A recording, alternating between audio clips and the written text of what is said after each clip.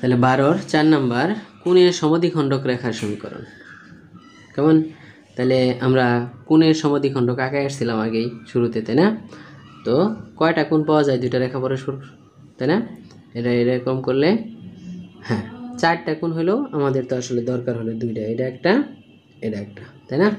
তাহলে এই যে রেখা আমরা যে অঙ্কটা লিখছি দেখেন, এটা 4x - 4y + 3 = 0, আর এই রেখাটার সমীকরণ হলো x + 7y - 2 = 0। কেমন? এখন তাহলে এইটার একটা সমদ্বিখণ্ডক পাবো, এর একটা সমদ্বিখণ্ডক পাবো। আমরা একটু ছোট করে আঁকাই যে এইটা সমদ্বিখণ্ডক আর এইটা হলো একটা সমদ্বিখণ্ডক। কেমন? এখন এটা বের করার জন্য কাজটা খুবই সোজা। তো এই সমীকরণটা লেখেন 4x - 4y + 3 √, ওই যে স্কোয়ার প্লাস বি স্কোয়ার, যেটা 4 স্কোয়ার প্লাস 4 স্কোয়ার লিখলেও হবো, ইকুয়াল টু প্লাস মাইনাস। কেমন?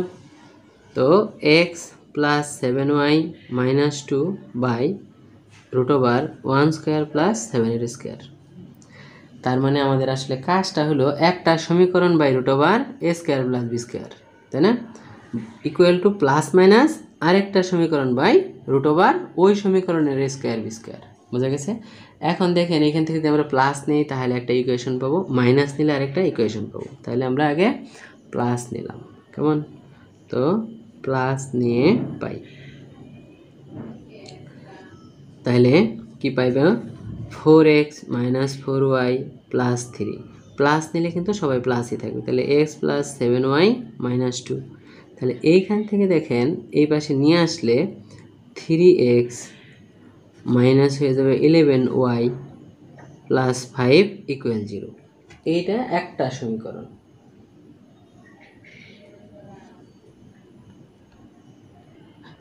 হ্যাঁ, হিসাবটাতে এই নিচেরগুলো বাদ পড়ে গেছিলো। তো এই যে √, 4 স্কোয়ার মানে 4√2, হ্যাঁ, এটা 16 16 32, তাই না? তো 32 মানে 16 2 × 32, তাহলে 16-র জন্য 4, 2-র জন্য √2, আর এটা কিন্তু 50 50 মানে 25 2 × 50, তাহলে 25-এর রুট হলো 5 আর √2, তাহলে √2 কিন্তু দুই পাশ থেকে বিনিশ হয়ে গেল। এইটা আমাদের একটু মিসিং হয়ে গেছিলো, হিসাবটা এইভাবে হবে না।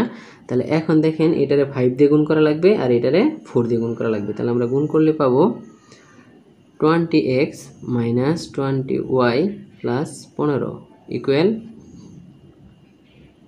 4x + 28y - 8। এখন আমরা এক পাশে যদি নিয়ে আসি তাহলে পাবো 16x - 48y প্লাস হলো 23 = 0। তাহলে প্লাস নিলে আমরা একটা সমীকরণ পাইলাম। কেমন? এরপরে মাইনাস নিলে কি হয় দেখেন, তাহলে মাইনাস নিয়ে পাই। কেমন? তখন এইখান থেকে মাইনাসটা থাকবে। তাহলে একই স্টাইলে এটা তো কাটা যাবে, এটা আমরা বুঝেই ফেলছি। আমাদের উচিত ছিল আসলে এইখানেই এটুকু কাইটা নিয়ে আসা। কেমন? তাহলে পরে আর ওইভাবে লিখতে হইতো না।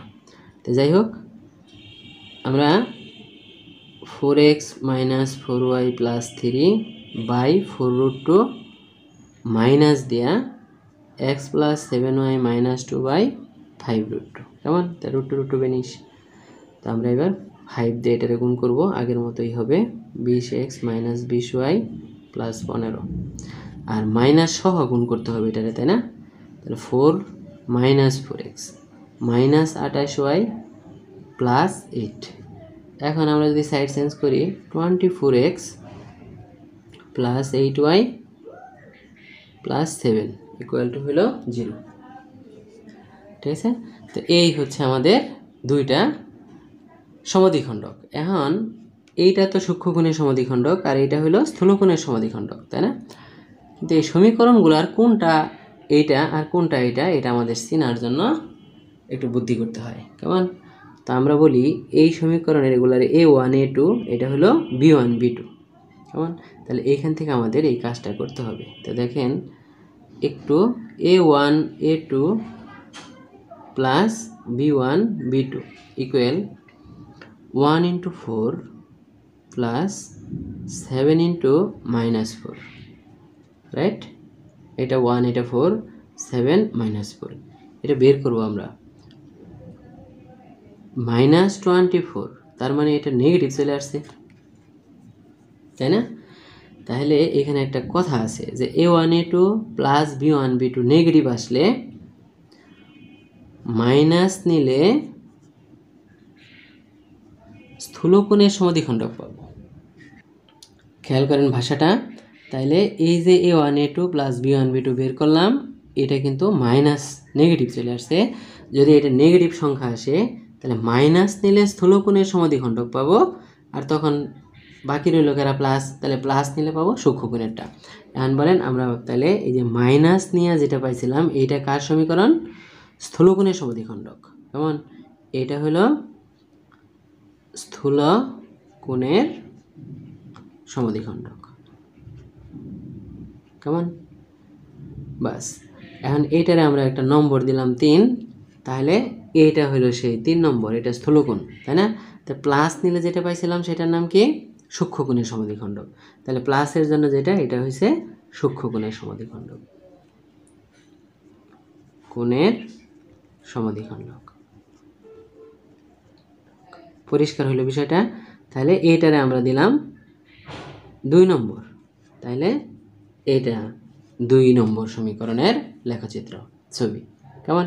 তাহলে এইটুকুই হলো আমাদের কথা। তাহলে এই যে সূক্ষ্মকোণের সমদ্বিখণ্ডক নাকি স্থূলকোণের সমদ্বিখণ্ডক, এইটা জাজ করার জন্য আমাদের কিন্তু এইটুকু বের করতে হবে। তাহলে a1 a2 plus b1 b2, কেমন?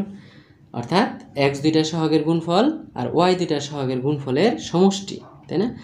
বের করলে যদি মাইনাস চলে আসে তাহলে আমরা বলছি মাইনাস নিলে পাবো স্থূলকোণের সমদ্বিখণ্ডক, আর প্লাস নিলে, তাই না, সূক্ষ্মকোণ। এখন ঝামেলাটা বাঁচবো কোথায় গিয়ে দেখেন, এইটার আরও কিছু কন্ডিশন আছে। ওকে, সেই কন্ডিশনগুলা একটু খেয়াল করেন। যদি এই যে a1 a2 plus b1 b2 কোনো অঙ্কে কেমন এটা পজিটিভ আসে, তাহলে কি করবেন? পজিটিভ নিলে স্থূলকোণের সমদ্বিখণ্ডক পাবেন। ওকে, তাহলে আমরা পজিটিভ নিলে স্থূলকোণের পাবো, স্থূলকোণের সমদ্বিখণ্ডক। আর তখন কি হবে তাহলে বলেন? অবশিষ্টটা হলো মাইনাস, তাহলে নেগেটিভ নিলে সূক্ষ্মকোণের সমদ্বিখণ্ডক পাবো।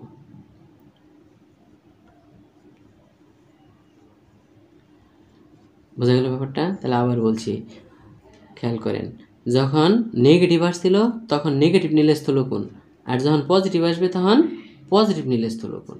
তাহলে অল্টারনেটটার জন্য সূক্ষ্মকোণ পড়ে থাকবে। পরিষ্কার হয়েছে বিষয়টা? হ্যাঁ, এটা a1 a2 plus b1 b2 এরা কিন্তু ধনাত্মক আসতে পারে, ঋণাত্মক আসতে পারে, 0 আসতে পারে।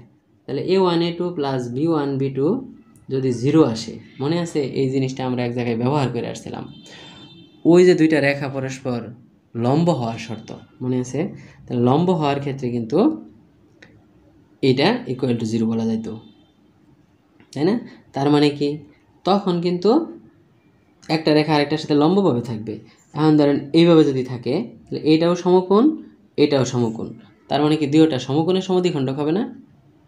হ্যাঁ, তো তখন আমরা প্লাস অথবা মাইনাস যাই নেই, দুইটাই উভয়ই সমকোণের সমদ্বিখণ্ডক পাবো। পরিষ্কার? তাহলে আমাদের কোণের সমদ্বিখণ্ডক রেখার সমীকরণ বের করতে বললে জাস্ট কাজ হচ্ছে একটা সমীকরণ by root over a square plus b square equal to plus minus আরেকটা সমীকরণ by root over a square plus b square. এইখান থেকে আমরা হিসাব করে একটা প্লাস নিয়ে একটা মাইনাস নিয়ে সমীকরণ দুটো বানাই ফেলতে পারবো। এই পর্যন্ত আসতে আমাদের কিন্তু কোনো ঝামেলা নাই। ঝামেলাটা কোন জায়গায় গিয়ে শুরু? হ্যাঁ, শুরুটা হইলো আমাদের যখন সূক্ষ্মকোণ এবং স্থূলকোণের সমদ্বিখণ্ডক নির্দিষ্ট করে বলবে, তখন আমাদের এই যে a1 a2 আর b1 b2 বের করতে হবে আগে, তাই না? করলে যদি মাইনাস আসে তাহলে আমরা বলছি মাইনাস নিলে স্থূলকোণ পাবো, আর তখন প্লাসেরটার জন্য আসবে সূক্ষ্মকোণ। আর যদি এটা পজিটিভ আসতো তাহলে পজিটিভ নিলে আমরা স্থূলকোণের সমদ্বিখণ্ডক পাইতাম, নেগেটিভের জন্য আসতো সূক্ষ্মকোণ। আর যদি ইকুয়াল টু 0 হয় তাহলে আমরা উভয় ক্ষেত্রেই সমকোণের সমদ্বিখণ্ডক পাবো। পরিষ্কার? তাহলে এই কোণের সমদ্বিখণ্ডক রেখার ব্যাপার স্যাপার, কেমন? এবং এই ক্ষেত্রে একটা খুব ইম্পর্টেন্ট বিষয়, সেটা হলো এই রেখার উপরে যে কোনো বিন্দু এটা থেকে যতখানি দূরে আছে লম্ব দূরত্ব, এটা থেকে ততখানি লম্ব দূরে আছে, কেমন? অর্থাৎ রেখা দুইটা থেকে সমদ্বিখণ্ডকের উপরের সমস্ত বিন্দু কিন্তু কিভাবে থাকবে? সমদূরত্বে থাকবে, কেমন? তাহলে এইটার ক্ষেত্রে যে কোনো বিন্দু থেকে এটার লম্ব দূরত্ব সমান, তাই না? তাহলে ওই কথাটা লেখার মতো জায়গা আমাদের এখানে নাই, কিন্তু আমরা একটু মাথায় রাখলাম। যদি কখনো বলে যে দুইটা রেখা থেকে সমদূরবর্তী, তাই না, বিন্দু সমূহের সঞ্চারপথ বলো, তাহলে কিন্তু সেটা ওই যে সমদ্বিখণ্ডকই বোঝাবে। দুইটা রেখা থেকে সমদূরবর্তী যদি বলে রেখার কোনো বিন্দুর সঞ্চারপথ, তার মানে সেটাও কিন্তু সমদ্বিখণ্ডক রেখা। বুঝে গেছে ব্যাপারটা? কারণ এটা থেকে যা দূরত্ব, এটা থেকে এটার দূরত্ব মানেই লম্ব দূরত্ব সমান। কথা পরিষ্কার? ওই বিষয়টা আমাদের লাগবে। ধন্যবাদ।